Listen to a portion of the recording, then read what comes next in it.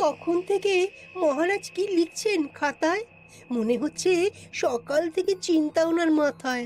হ্যাঁ, তাই মনে হচ্ছে। আমাদের সাথে কোনো কথাই বলছেন না, শুধু লিখে চলেছেন। একজন মানুষ মনোযোগ দিয়ে কাজ করছেন আর তোমরা ক্রমাগত বকে চলেছো।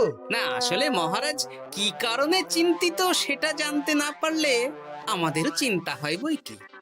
হুম অর্থ বুঝলে, অর্থ। রাজকোষের অবস্থা খুবই খারাপ, আর সামনেই তো শিবরাত্রি পুজো। কিভাবে যে কি হবে কিছুই বুঝতে পারছি না। মহারাজ, এরকম হলে এবারে কিভাবে পুজো হবে?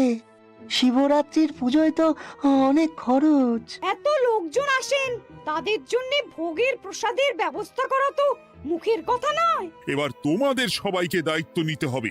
আমরা সবাই কি দায়িত্ব মহারাজ? আমি গতকাল তোমাদের রানীমার সাথে এই ব্যাপারে কথা বলেছি। রানীমা কি বললেন মহারাজ?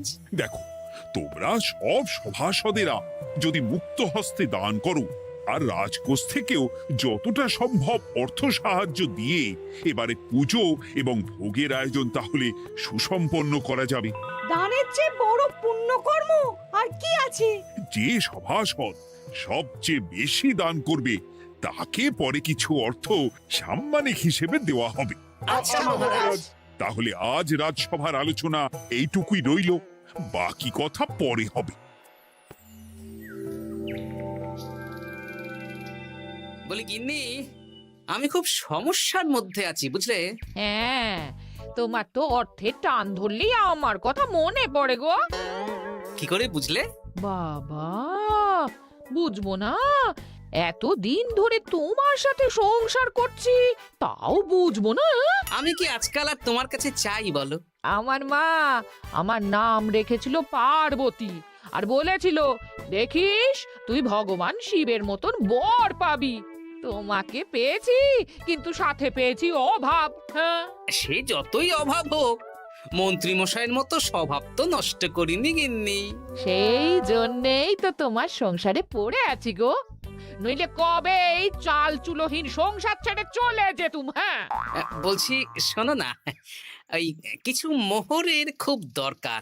এবার মন্দিরে শিবরাত্রির পুজো হবে, কিন্তু মহারাজ তেমন খরচ করতে পারবেন না। তাই তাই কি? তাই আমাদের সব সভাসদদের বলেছেন দান করবার জন্য। এই দেখো, আমার যা গয়নাগাটি ছিল সবই তো বন্ধক রাখা আছে, নইলে বলতাম। আরে বাবা, সে তো জানি, কিন্তু আর কোনো উপায় নেই। কি বলি বলো তো? দেখি কি করা যায়। আরে বাবা রে বাবা, এত চিন্তা ভাবনা না করে বাবা মহাদেবের ওপর ভরসা রাখো গো, উনি কোনো একটা পথ দেখাবেন। দেখো, দেখা যাক গিন্নি, উনি এখন আমার আশা ভরসা।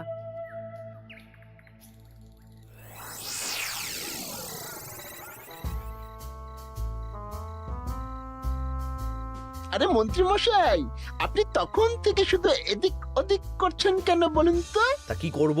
না, আমরা তো বুঝতে পারছি না আপনার কি হলো।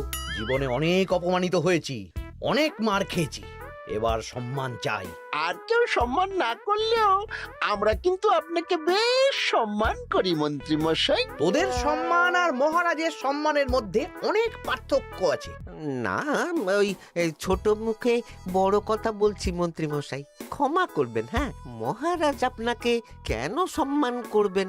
সামনে শিবরাত্রি, প্রত্যেক বছরের মতন এবছরেও গ্রামের মন্দিরে রাজবাড়ির তত্ত্বাবধানে পুজো হবে, আর সেই পুজোয় আমাকে দান করতে হবে। তা করুন, আপনার কি অর্থের অভাব নাকি?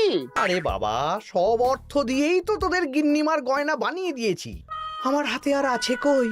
ও, এই সামান্য ব্যাপার। আপনি মাছের তেলে মাছ ভাজুন।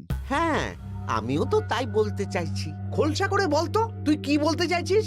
মানে আমি বলতে চাইছি, আপনি আমাদের দায়িত্ব দিন, আমরা রাজ্যবাসীদের থেকে চাঁদা তুলবো, ভিক্ষে করব।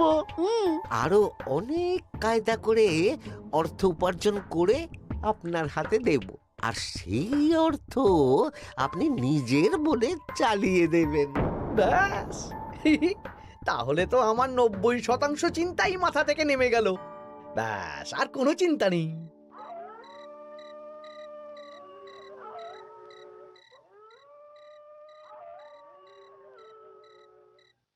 কি গো, এত রাত হয়ে গেল, এখনো ঘুমোচ্ছ না কেন বলো তো? হ্যাঁ, খুব চিন্তা হচ্ছে গো গিন্নি, এখনো বুঝে উঠতে পারিনি যে কি করে দান করব। শুধু অর্থদানই কি দান নাকি গো? শিব ঠাকুর তো আমাদের প্রত্যেকের মধ্যেই রয়েছেন গো। হ্যাঁ, তা তো তিনি আছেন। তুমি বরং ভক্তদের সহযোগিতা করো। পুজোর দিন ভক্তরা দূর থেকে যাতে মন্দিরে আসতে পারে সেই ব্যবস্থা করো। মন্দির প্রাঙ্গণ পরিষ্কার পরিচ্ছন্ন রাখো। হ্যাঁ, ঠিক বলেছো গিন্নি, এটা তুমি ঠিক বলেছো।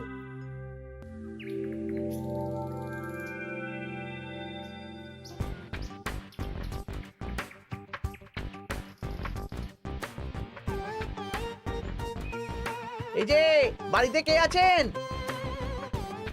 মন্ত্রী মশাই বলুন। হ্যাঁ, তা প্রত্যেক বছরের মতন এই বছরেও তো শিবরাত্রি উপলক্ষে মন্দিরে পুজো হচ্ছে, জানেন তো? হ্যাঁ, সে তো জানি, কিন্তু আমার গিন্নির পায়ে এত ব্যথা যে এবারে আর জল ঢালতে যেতে পারবে বলে তো মনে হয় না। তাতে কি, আপনি দান করুন, বাবা দূর থেকে আশীর্বাদ দিয়ে দেবেন। দান? তা কিসের দান? এত ধুমধাম করে পুজো হবে, তার দান। এ কি, এতদিন ধরে মন্দিরে তো দান দেওয়ার কোনো ব্যাপার ছিল না। এবার আছে। দান করা সবচেয়ে বড় ধর্ম। আহ, আমরা বুড়ো বুড়ি খুব অল্প অর্থে সংসার চালাই। আমাদের ছেলে যেটুকু পাঠায় তা দিয়েই চালাই। আমরা আর কি দান করব মন্ত্রী মশাই? দরকার হলে কদিন না খেয়ে থাকবেন, বাবার নামে উপোস করবেন, আর যে দান করবে না আমি তাকে এই রাজ্যে থাকতে দেব না। ওরে বাবা রে, দিচ্ছি দিচ্ছি দিচ্ছি।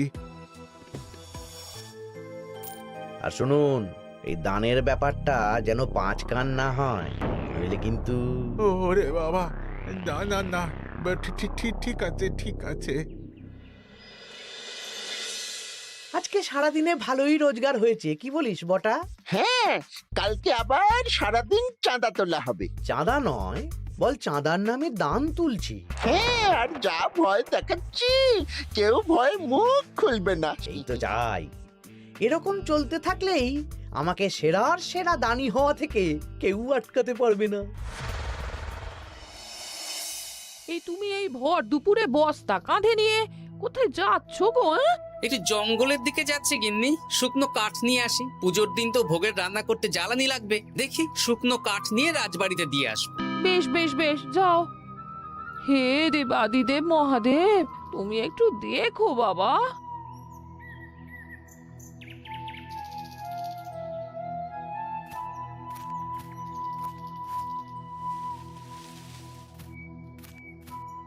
আরে আরে, নগেন খুঁড়ো না, এই সময় কাঠ কুড়োচ্ছ কেন? কি আর করব গোপাল, কাঠ কুড়িয়ে নিয়ে যাচ্ছি, এবার এগুলো হাটে বেচবো। সে কি গো, তোমার ছেলে তো শহরে চাকরি করে বলেছিলে, এ মাসে সে অর্থ পাঠায়নি? সে তো পাঠিয়েছিল বাবা, কিন্তু আর ভাগ্যের পরিহাস, কি বলবো বলো। কি হয়েছে, কোনো সমস্যা নাকি? না না না, সমস্যার কথা জানানো যাবে না, জানালেই আমাদের বিপদ। আরে কি হলো, চুপ কেন? কি গো খুড়ো, কিছু বলো। কাউকে বলবে না তো বাবা? না না, বলো না, আমি কাউকে বলবো না, আমাকে বিশ্বাস করতে পারো। আসলে আজকে সকালে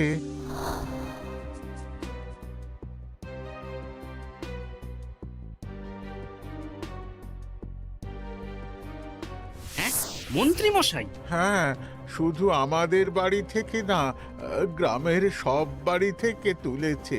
ঠিক আছে খুড়ো, তুমি নিশ্চিন্তে থাকো। আর আমার চিন্তার শেষ নেই। আমার গিন্নির কদিন ধরে এত পায়ে ব্যথা যে এবারে অতটা হেঁটে মন্দিরে বাবার মাথায় দুধ ঢালতে যেতে পারবে না। ঠিক আছে, তুমি একদম চিন্তা করো না, আমি দেখছি কি করা যায়।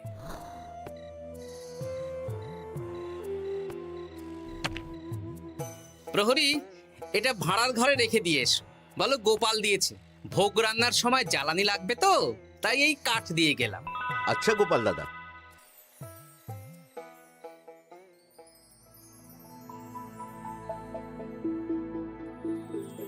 তারপর সবাই কিছু অর্থের যোগান করতে পারলে মহারাজ, আমি 5 মোহর অর্থ সাহায্য করতে চাই। আমিও 5 মোহর মহারাজ। বেশ। গোপাল, মহারাজ, এখন আমার হাত একদম খালি, তাই আমি অন্যভাবে সহযোগিতা করার চেষ্টা করছি। কিরকম? এই তো গতকাল আমি 1 বস্তা কাঠ দিয়ে গিয়েছি, আজকে আরো দেব।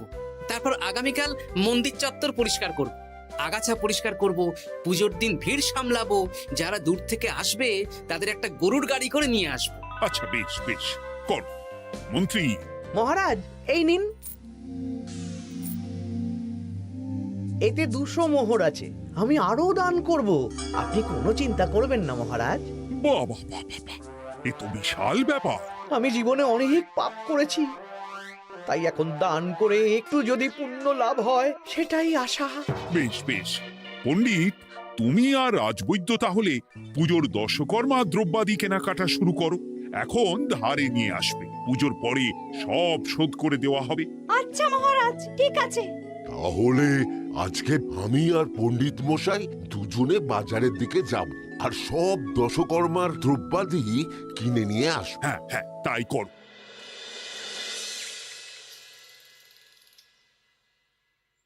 এই ঘটা পুঁটির বাবা একটা কানা করিও চাঁদা দেয়নি। হ্যাঁ, আমার মাথায় একটা বুদ্ধি আছে। কি বুদ্ধি? দেখ, ওদের বাড়ির বাইরে একটা শাড়ি ঝুলছে। শাড়িটা দেখে খুব একটা ওই পুরানো মনে হচ্ছে না। ওটা হাত সাফাই করে বাজারে বেচে যা অর্থ পাবো সেটাই মন্ত্রী মশাইকে দেব, তাই তো? একদম তাই।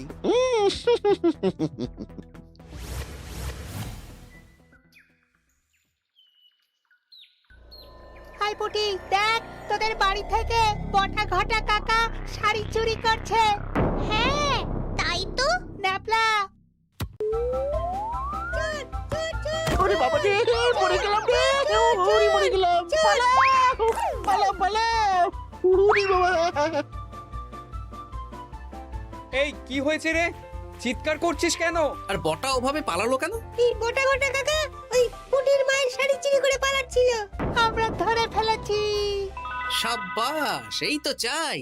তার মানে মন্ত্রী মশাই এখন দান করার জন্য চুরিও করাচ্ছে। বাহ! কি ভাবছো গোপাল দাদা? না, কিছু না। আচ্ছা পুটির বাবা, তোমাদের বাড়ি মন্ত্রী মশাই চাঁদা তুলতে আসেননি? এসেছিলেন তো, কিন্তু আমি বলে দিয়েছি আমি পারবো না। নিজেদের বীজ ধান কেনার অর্থ নেই, চাঁদা দেবো কি করে? আচ্ছা, এই ব্যাপার, এবার বুঝতে পেরেছি। অনেক ভয় দেখালেন, চমকালেন, কিন্তু কিচ্ছু দিইনি। তাই বটা ঘটা চুরি করতে এসেছিল, বুঝেছি। বেশ, এই সাবধানে থেকো। কিভাবে যে সংসার চালাবো? শোনো পুটির বাবা, তুমি এক কাজ করো। বলো। জঙ্গলে অনেক ধুত্র গাছ, আকন্দ গাছ আছে। তুমি পুজোর দিন সকাল থেকে মন্দিরের কাছে একটা ফুল মালা বেলপাতার দোকান দাও। এটা ভালো বুদ্ধি দিয়েছো। আমি তো এখন মন্দির প্রাঙ্গণ সাফ সাফাই করতে যাচ্ছি, আমি বরং কাজের ফাঁকে তোমার জন্য একটা ছাউনি দিয়ে মন্দিরের কাছে দোকান বানিয়ে দেব। তাহলে তো খুবই ভালো হয়। এই পুটি, তোরাও আমার সাথে চল, হাতে হাতে সাহায্য করবি। চল চল চল। চলো গোপাল দাদু।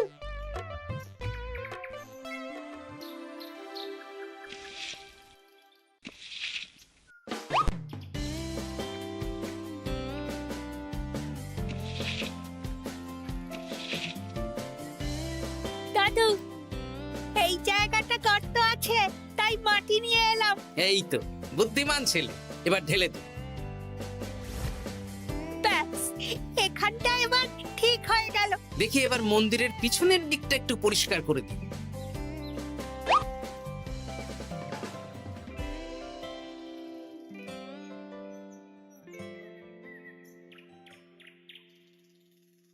জয় মহাদেব।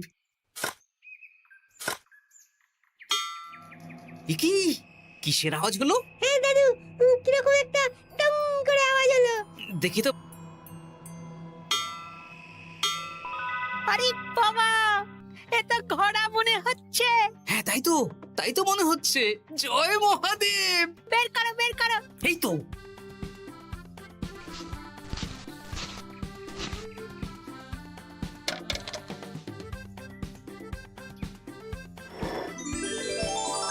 ও দাদু, এ তো সোনার মোহর। জয় মহাদেব। তুমি সত্যি আছো প্রভু, তুমি সত্যি আছো। কি দাদু, তুমি কাঁদছো কেন? সবই মহাদেবের কৃপা। মহারাজ বলেছিলেন দান করতে, মহাদেব নিজেই নিজের পুজোর ব্যবস্থা করে নিলেন রে। হ্যাঁ, তাই তো দেখছি দাদু। তবে শোন, এই কথাটা কাউকে বলিস না। আচ্ছা গোপাল দাদু, আমরা কাউকে বলবো না। হ্যাঁ।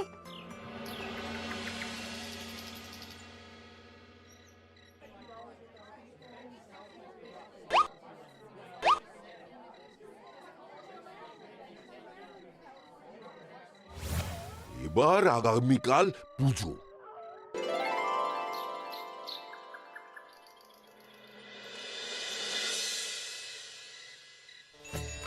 জয় শিব শম্ভু, হর হর মহাদেব। হে প্রভু, হে মহাদেব, জগতের কল্যাণ করো ভোলানাথ। জয় শিব শম্ভু। জয় জয় শিব শম্ভু, জয় শিব শম্ভু। বাবা দেখো বাবা, বাহ বাহ বাহ বাহ, এই তো সব ভালোই হচ্ছে।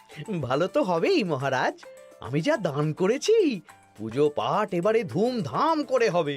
দান করে অত অহংকার করতে নেই মন্ত্রী। এক হাতে দান করলে আরেক হাতকে জানাতে নেই, বুঝলে?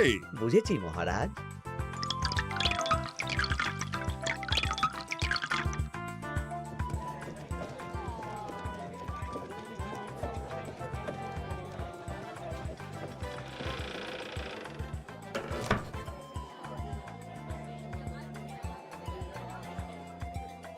আসুন খুড়িমা, আপনি আসুন। সত্যি গোপাল, তোমার মতো মানুষ হয় না।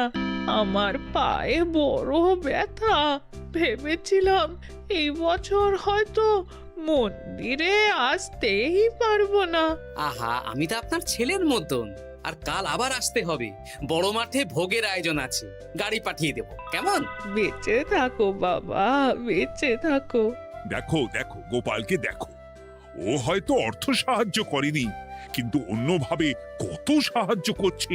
এই মন্দির প্রাঙ্গণ থেকে সব আগাছা পরিষ্কার করেছে। মহারাজ, আপনার সাথে কিছু কথা আছে। কি কথা? এখানে বলা যাবে না, যা বলবো আড়ালে। আচ্ছা চল।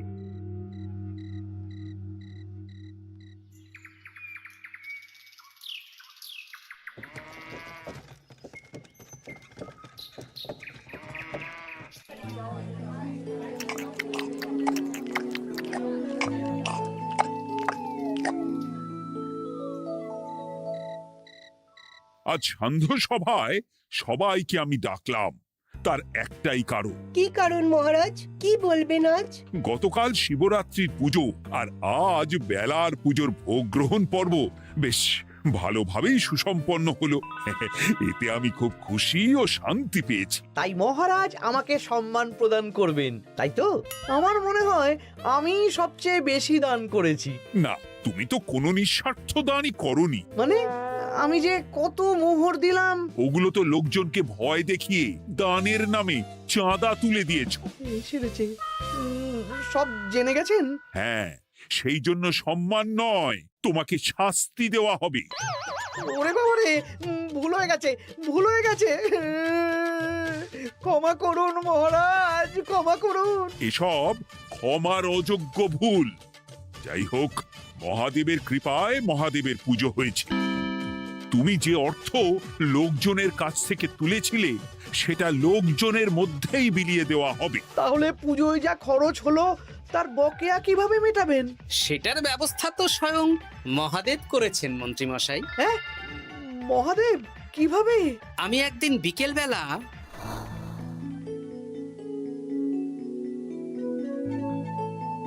ওরে বাবা, এক ঘোড়া সোনার মোহর। হ্যাঁ, এক ঘোড়া সব মহারাজকে দিয়ে দিয়েছি। আর এই দান সংক্রান্ত যে অর্থ সাম্মানিকের কথা বলেছিলাম তা পাবে গোপাল।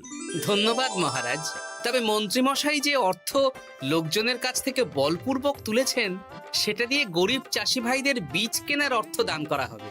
আর মহাদেবের কৃপায় যে এক খড়া মোহর পাওয়া গেছে তা দিয়ে বকেয়া মেটানো হবে। সাবাস গোপাল, সাবাস। এই না হলে আমার গোপাল। সাধু সাধু আর মন্ত্রী মশাইকে কি করা হবে? ওকে কাল শাস্তি দেওয়া হবে।